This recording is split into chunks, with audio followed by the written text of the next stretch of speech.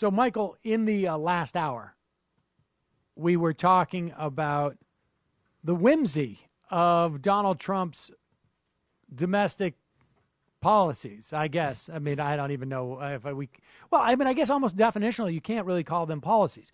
It's just simply a whimsy. And in addition to the whole carrier business and the flag burning business, earlier this week, Donald Trump, out of presumably nowhere, tweets that Boeing is building a brand new 747 Air Force One for future presidents, but costs are out of control, more than $4 billion. Cancel order.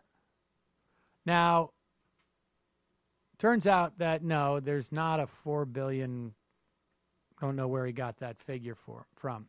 But the question people started asking, like, why did he do this? Well, it turns out that literally 30 minutes before Donald Trump tweets this out, the Chicago Tribune, I don't know if he's got like a Google alert for his name, but the Chicago Probably. Tribune publishes an article that starts with the brain trust at Boeing, among the city's largest companies and global aerospace defense powerhouses, must cringe every time President-elect Donald Trump riffs on foreign policy, especially when it comes to dealing with China.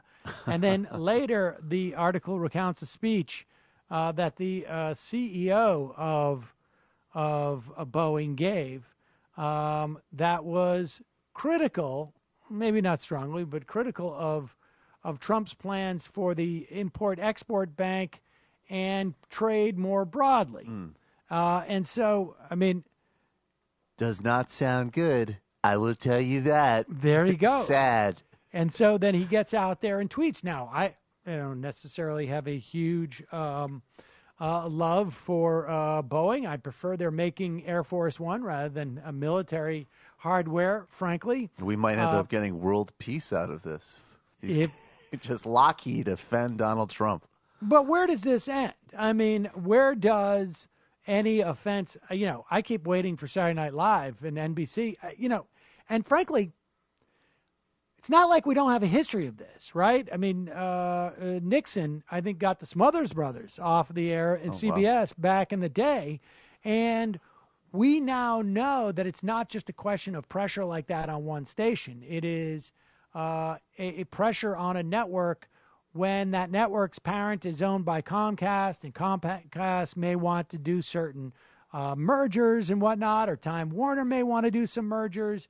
I mean, we're talking about these corporations that have far more interest in pursuing profits and whatnot than anything else, more than at any time. The Smothers back at a time where at least the people who ran CBS, I think it was at the time, could say, well, we got the news. That's sacrosanct.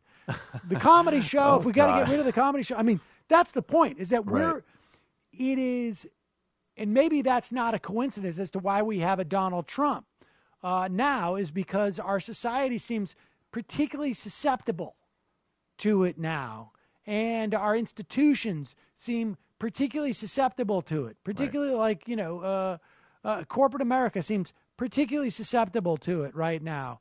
Our and media all the seems new particularly platforms that are media platforms and news platforms, even though they want to actually say they are if it means a new way of sort of branding and positioning themselves, but certainly not if it means taking on the ethics of it. So I'm talking about social platforms like Facebook, obviously. They will do nothing so far to restrain fake news. They'll do nothing to kind of take on a journalistic responsibility of being a publishing enterprise.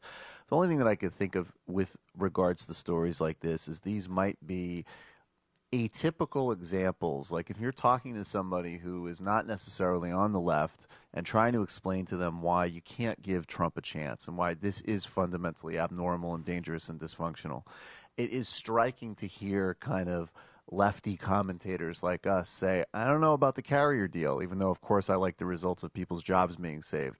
And I don't know about canceling this contract for Boeing. I mean, those are examples that at very least are not like in our normal wheelhouse to explain the dangers of this process. Right. So maybe bringing up those types of examples as examples of public conversation could be a good way of sort of pushing the ball to a broader group of people about just how intrinsically dangerous the whole situation is. Well, that is a perfect example of how, in some instances, progressive ends can be pursued. And I'm not just saying progressive ends, but this is the danger of Donald Trump. There are some things positions that I think that we can take that might bring about short-term, better progressive gains, but also have the danger of feeding in to a mentality that allows this guy to get more and more authoritarian. That we have to be very, very, very vigilant and be on guard for that type of thing, because this could really be a problem, not just in the short run, but down the road. God, forbid that there's some type of terrorist attack, or really just anybody forbid it. And who knows where we're going to be at. And if we because look, largely speaking, when you're talking about an authoritarian like this, it's not about the guy, the leader. It's about the followers. It's about the culture that is created around this guy, in this sense of, oh, well, I mean, a little unorthodox, right? Doesn't follow the law, doesn't follow procedure, doesn't have a procedure, but we can point to like 2 or 3 things that we like in a vacuum, as if they're just there with no context. No, we need an emperor has no follicles moment all the time. Indeed. And that is, of course, a reference to Donald Trump's magnificent project, shining mane, that infrastructure on his head. That exists there. So we have China now sending out stuff, and I guess their approved press saying things like, Donald Trump's an amateur, don't worry, blah, blah, blah. The problem with that, not so much that the Chinese press is writing that's actually indicative of, at least we're not going to get into some type of nuclear confrontation in the short run. That's a good sign for now. Yeah. But also, the problem is that they're also sitting out there going like, he's an amateur. Yes. It's amateur hour.